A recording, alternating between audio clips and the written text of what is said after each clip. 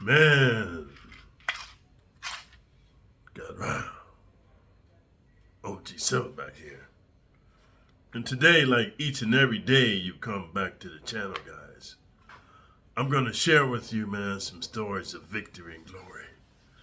The victory of understanding that you cannot control Mother Nature, dude, because that's a powerful force. I believe Mother Nature, man, is a force created by the Almighty Father, Almighty God, the Almighty, all-knowing. And the glory of understanding that it's not what happens to you, it's what you do with what happens to you. And I want to share with you guys over here in Southeast Asia, dude, we got hit not only with a typhoon, but also a monsoon, dude, together. It was crazy, craziest shit I've ever seen in real life. I've been in tornadoes, man, in Texas, dude. I've been in earthquakes in California, my friend. And I've seen like hurricanes and tornadoes and flooding. I've seen that in on television, dude. But when you actually experience it, and here's the crazy thing that makes it surreal, dude. Like the rain comes down, it's like, I don't know if you ever lived like in New York or Philly or Chicago or Detroit, but anywhere where there's high-rise buildings, and some people be throwing buckets of like, I don't know if they doing laundry or whatever, they throw buckets of water out the window. When it hits you, dude, it's like, whoosh, like that. Like, man, it's very powerful. Dude, it was so heavy, the rains here, man, with the thunder and lightning and storm. It was like somebody was throwing buckets of water out the window, dude. It was just coming down, bro. Like amazing. And here's the scary part, dude. Like you could see the water just rising up. I felt like I was in Noah's days back in Noah's Ark. And then when you saw the water in the street just starting to get some force, like when you go to a river and you do whitewater rafting, the force was going. You knew you was in trouble because when you're walking, you can feel the forceful water going past your ankles, going up to your knees. You can know you're in trouble. And then when you get home, you know, you go up some steps and then you inside of like your living room, you can see the water rising from the street. You know it's just a matter of time. But when it actually came into the fucking place and it flooded the living room, dude, and then it takes out the electrical, because I don't know if you guys are familiar with electrical outlets. But if water goes inside there, water and electricity don't mix. So you can go and you can shut off the main power in your house, but the water is still going inside where the electrical socket goes. But you ain't got no power, dude.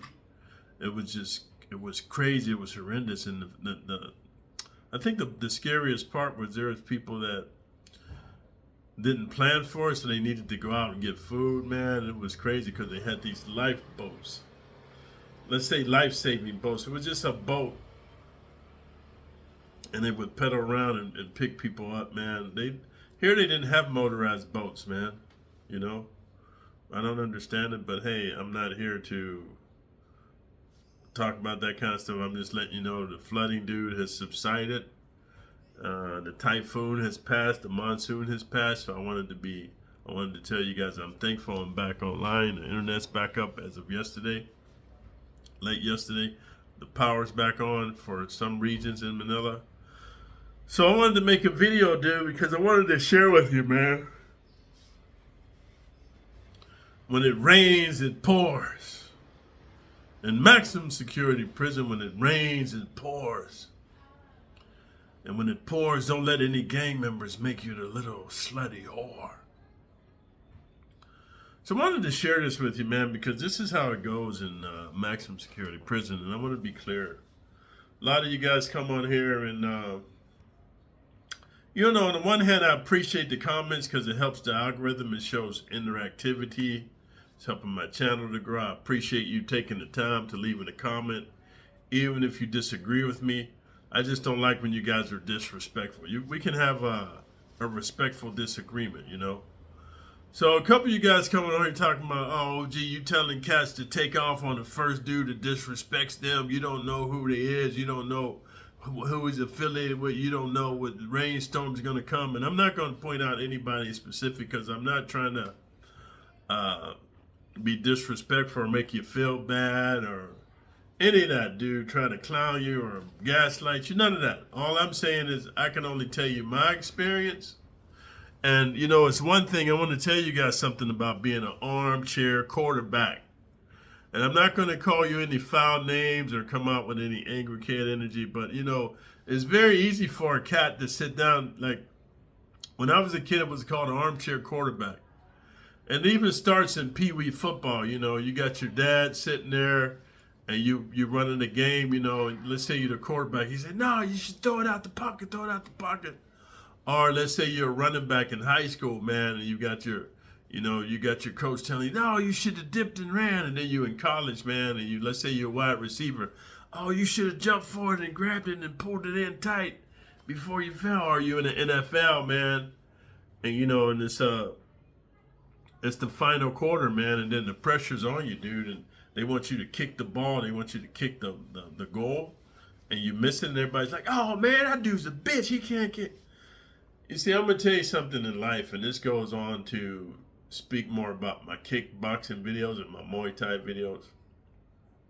It's very easy for a cat to sit there, dude, in the comfort of your living room or your basement if you're one of these cats live with your mama or your papa, and you eating marshmallows and s'mores and you're drinking your Mountain Dew and shit, and you're all cozy with your hot buttered popcorn. It's very easy to sit there and say what you would have did, what you should have did, what you could have did. It's called a coulda, woulda, shoulda.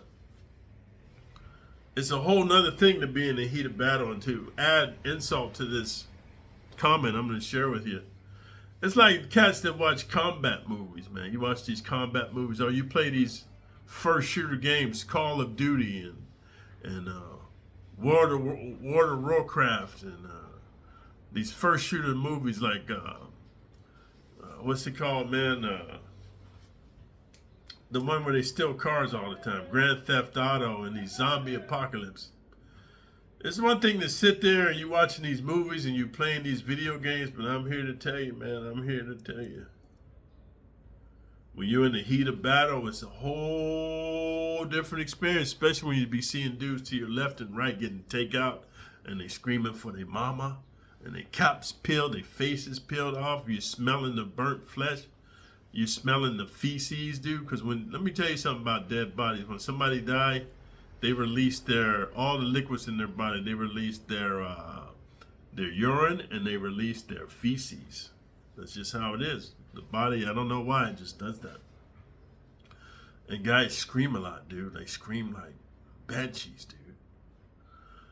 So the reason this is important, man, I'm sharing with you, when I got to maximum security prison, I had already got arrested and bailed out, arrested, and then they wouldn't let me bail out no more because it was just like shit was catching up. So when I was in the county jail, the one dude that I shot, dude, that came back. Then another dude that I shot, that came back. And then the one dude that I shot ended up down in the hospital, that came back.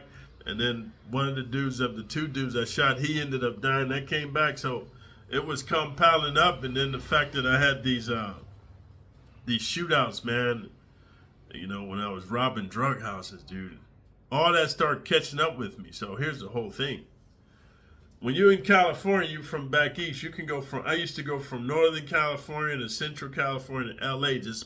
I get in a gun battle, and I'm not going to say I ran from the situation, but when I was on the street, if we got into some gunplay, dude, I proved my point.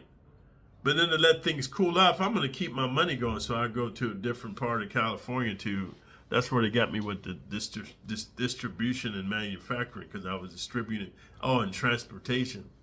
Man, I'm just letting it cool off, man. I already proved my point. I already done shot some fools, smoked some fools. Man, I'm getting out of Dodge because I'm trying to get this money, man, because I know eventually it was going to happen. Then the few times I would go up into Washington and Oregon, or I would catch a flight and go to New York City and Philly and Chicago, dude. That's like some international shit. That's like some Rico shit. I did it to keep my money flowing. But what I'm trying to say, for those of you who are going to come in the comments and saying, oh, I was running and gunning, I'm just running from the gang members, I was just trying to get away. Okay, if that's your story, man, you know what? You stick to it, man. All I'm saying is this: in maximum security prison, all the people that you have shot, they got homeboys, cousins, man, family members, dude. They got people that's in the game. They locked up too. Some of the people you had some street beefs with, they end up getting locked up because that lifestyle is perpetuated. So what I'm trying to say, it rains and pours. So when I got to maximum security prison, there was already death threats on me. People knew I was coming. I was on the news, actually. They knew I was coming, dude. And some people I had unalived, they had family members in there waiting for me, chopping at the bit, so to speak, licking their chops, waiting for me, dude. So when I got to maximum security prison, it was very divisive because I had some youngsters working for me, some Crips from the projects, and they had my back because we was getting paper. I made these dudes go from young boys to men, like they grew up, you know what I mean? They weren't underage, no, don't get me wrong, but you can have a dude that's 18, 19 from the projects, from the hood. He's never really had a car. He's never really had money. He's on the corners just selling rocks, and you elevate him. You give him a car, you give him some guns and some pagers and shit, and a house to operate out of. It's a whole different mindset. I'm not bragging. It's just a whole different paradigm. So they had my back, but then, of course, on the other side of the town, there was some dudes I had shot. So it was very polarized. So when I first hit the county, dude, there was dudes trying to unalive me, man. So I'm just handling my business. So the first time somebody be like, "Hey, man, is your name OG Silverback?" I already know where it's going. So I'm just putting the flurries in. I'm trying to unalive him, dude, because you only got like maybe 60 seconds, a minute to get busy for the guards start shooting, bro. So what I'm saying, dude, is when it rains, it pours. For my situation, every shot caller that I fucking broke them off, dude, they would send kites, man. And it just kept escalating. When it rains, it pours, and it just shows what you do when your back's against the wall. So what I'm saying to you, whatever you're in maximum security prison for, and a dude says something to you about your paperwork, dude, or who you riding with, bro, or where you from, brother, or what you representing, vato, any of that, it's the calm before the storm, because when it rains, it pours. So that's just a little drizzle. They testing your resolve. They're testing your compliance. They're testing your congruence. And these are all just fancy words, man, to see that are you made of what you look like you're made of? Because everything that glitters isn't gold. Everything that looks like it's hard tempered steel, some shit got soft in the inside, dude. Hard on the outside, soft on the inside. Me, I'm hard on the outside and even harder on the inside. I'm like the Tin Man, dude, from the Wizard of Oz. I ain't got no motherfucking heart, man. I don't give a fuck. Some people don't say I don't even have a motherfucking brain. All I do is I live by my lizard brain. The ombligata, whatever you call it, the ombligata at the base of your neck, at the base of your spine that connects your cranium to your neck muscle, dude. I operate on primitive shit, dude. If I feel a tingle in my belly, I don't give a fuck who you are or what you represent or what you're riding with or who the fuck you think you are. I'm trying to take off your motherfucking head. Because as I said in most of my videos, dude, if you take a snake and you cut off his head, dude, he can't hurt you anymore. Yeah, the body might still be moving. Even the head, they say the head still moves. I've never de-headed a snake before. I heard the head still moves, but without the body, how can it attack you? I've heard if you decapitate a chicken, the body will just run around like that. This is what I've heard, you know. I don't know. I've never decapitated a chicken. All I know is when you watch these scary movies like these zombies and werewolves and vampires, all I know for sure, if I got a shotgun, a pump shotgun, dude, I'm blasting you from the neck up, taking your face off. Let me see you bite. Let me see you bite. Let me see you bite me then with your face gone, with your mandible ripped off. So what I'm saying is this. In maximum security prison, when shit hits the fan, whether you got some gambling debts, dude, or your mouth been writing a check that your body can't cash, or you've been messing with some dude's woman up in there. When I'm saying woman, I'm talking about his bottom boy, dude. Or whether you got yourself into a situation, man, where the gangs is pressing you to join or they're trying to extort you. When it rains, it pours, dude. And don't let the gang members, man, convert you to be their little slutty whore. Because in prison, everything is a test to see what you're made of. That's what I try to tell you youngsters, man. You can sit here in an armchair quarterback all day long, baby. But until you're behind the balls of the belly of the beast, dude, and you got the hordes against you, dude, and your back's against the wall, you're not going to really know what you're made of, because it's all fine and dandy to sit there and say what you would do and what you could do, what you think you might do. That's called positive thinking. The difference between positive thinking and positive knowing is this. I've been to over 10 different countries, dude. I've been down into the jungles, the provinces, dude, the villages. I've been in all kind of caves and shit. So let's say I went down into a cave, dude, and I went down there and they got some large ass fucking crocodile and alligator lizard type motherfuckers down there. And I barely escaped. I climbed back out. And then there's another dude on TV watching, oh man, I want to go to the Amazon in Brazil, man. I feel very confident I can go down in the caves. See, that's positive thinking, and I don't discourage that, but my channel is all about expectations versus reality. I'm all about positive knowing, and I'm telling you guys, build yourself up. Like Abraham Lincoln says, it's better to prepare for an event that never takes place and have an event take place for which you're not prepared. Do your punches and kicks, knees and elbows every day. Do your push-ups and sit-ups and burpees and sit-ups, dude.